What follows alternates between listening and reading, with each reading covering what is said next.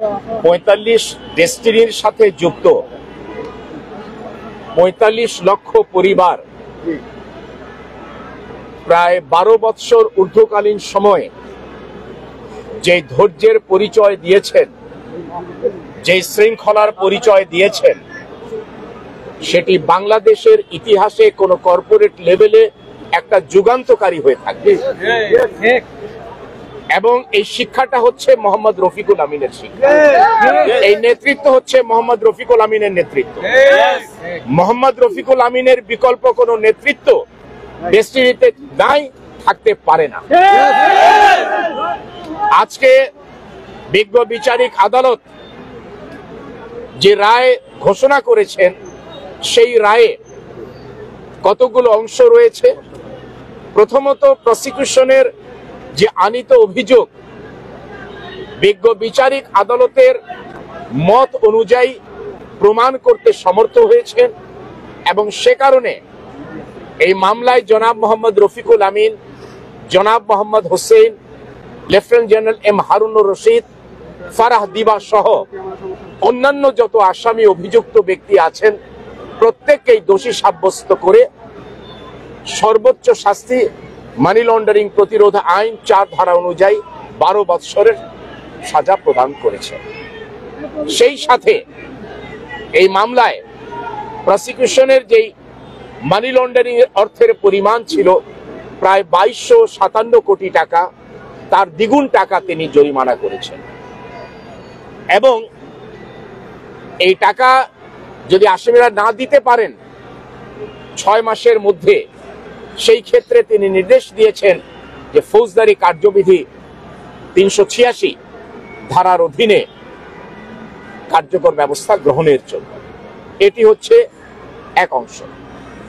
দ্বিতীয় অংশে তিনি বলেছেন, যেহেতু জনাব মোহাম্মদ রফিকুল আমিন এবং জনাব মোহাম্মদ হোসেন আদালতের গাণিতিক হিসাব অনুযায়ী 12 বৎসর 3 মাস কারাভোগ করেছেন এবং যেহেতু সাজার মেয়াদ হচ্ছে 12 বৎসর, সে কারণেই ফৌজদারি কার্যবিধি 35-এর এ ধারার বিধান অনুযায়ী যতদিন তারা কারাগারে ছিলেন সেই মেয়াদটি এই সাজার মেয়াদের সাথে কর্তৃত হবে এবং কর্তৃত হওয়ার প্রেক্ষিতে আর কোনো সাজা না থাকায় তিনি অবিলম্বে কারা কর্তৃপক্ষকে জনাব মোহাম্মদ রফিকুল আমিন এবং জনাব মোহাম্মদ হোসেনকে মুক্তি দানের ব্যাপারের জন্য প্রয়োজনীয় ব্যবস্থা নেওয়ার জন্য নির্দেশ দিয়েছেন।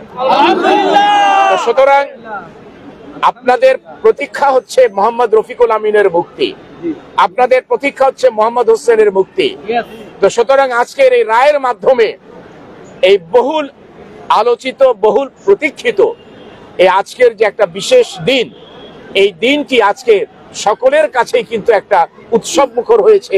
তার কারণ হলো একটাই, আমরা সাজার বিষয় আমাদের কাছে মুখ্য নয়, আমাদের মুখ্য হচ্ছে আমাদের মেন্টর, আমাদের অগ্রদূত, আমাদের নেতা মোহাম্মদ রফিকুল আমিন আদালতের আদেশে আজকেই মুক্তি পাচ্ছে। এটাই হলো সবচেয়ে বড় ইয়ে। কাজে আমরা সবাই আল্লাহর শুকরিয়া আদায় করে প্রথমেই বলবো আলহামদুলিল্লাহ। প্রথম বিষয়টি হলো, আমি দ্বিতীয়বার আদালতকে বলেছি যে মুক্তি পাওয়ার ক্ষেত্রে কোনো প্রতিবন্ধকতা রয়েছে কিনা। যেহেতু জরিমানার একটা বিষয় রয়েছে, বিজ্ঞ বিচারিক আদালত বলেছেন যে আমি আমার রায় সুস্পষ্টভাবে বলেছি যে যেহেতু তাদের মেয়াদ শেষ হয়েছে, অতিক্রান্ত হয়েছে 12 বৎসর 3 মাস, সে কারণে তাদেরকে মুক্তি দানের ক্ষেত্রে প্রয়োজনীয় ব্যবস্থা গ্রহণ করার নির্দেশ দিয়েছে। সুতরাং আমি আশাবাদী যে কারা কর্তৃপক্ষ বিজ্ঞ বিচারিক আদালতের এই নির্দেশ অনুযায়ী পুঙ্খানুপুঙ্খ যদি পালন করেন, সেই ক্ষেত্রে ইনশাআল্লাহ আজকে বিকালে বা সন্ধ্যায় সমস্ত আনুষ্ঠানিকতা যদি সম্পন্ন হয়ে যায়, কোনো প্রতিবন্ধকতা না থাকে, তাহলে ইনশাআল্লাহ আজকে সূর্যাস্তের পূর্বে কিংবা সূর্যাস্তের পরে আপনাদের বহুল প্রতীক্ষিত ব্যক্তি জনাব মোহাম্মদ রফিকুল আমিন এবং জনাব মোহাম্মদ হোসেনকে আপনারা সশরীরে ইনশাআল্লাহ আপনারা আপনাদের নিজেদের মধ্যে পাবেন। এবং lieutenant general M Harunur Rashid, তার ব্যাপারে বিজ্ঞ আদালত বলেছেন যেহেতু তিনি একজন সম্মানিত ব্যক্তি, কাজেই তাকে ডিভিশন 1 দেওয়ার জন্য তিনি নির্দেশ দিয়েছেন এবং ফারাদিবার ক্ষেত্রে জেল কোডের বিধান অনুযায়ী তার সুচিকিৎসা যেন হয় সেই জন্য নির্দেশ দিয়েছেন। এই রায়ের ব্যাপারে সংক্ষিপ্ত মন্তব্য হচ্ছে, এক কথায় যে আমি বিইং এ ডিফেন্স লয়ার, প্রসিকিউশনের যে এভিডেন্সগুলো এসেছে তাতে করে আমার দৃষ্টিতে এই মামলাটি প্রমাণিত হয়নি।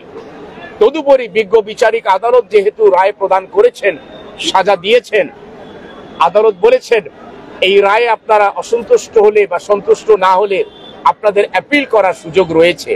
সুতরাং আমি আশাবাদী যে মোহাম্মদ রফিকুল আমিন, মোহাম্মদ হোসেন মুক্তি লাভের পরবর্তীতে তাদের সাথে আলোচনা করে রায়ের কপি কালেক্ট করে সেটাকে স্টাডি করে এরপরে বিধিবদ্ধ সময়ের মধ্যে মহামান্য উচ্চ আদালতে আপিল ফাইল করা।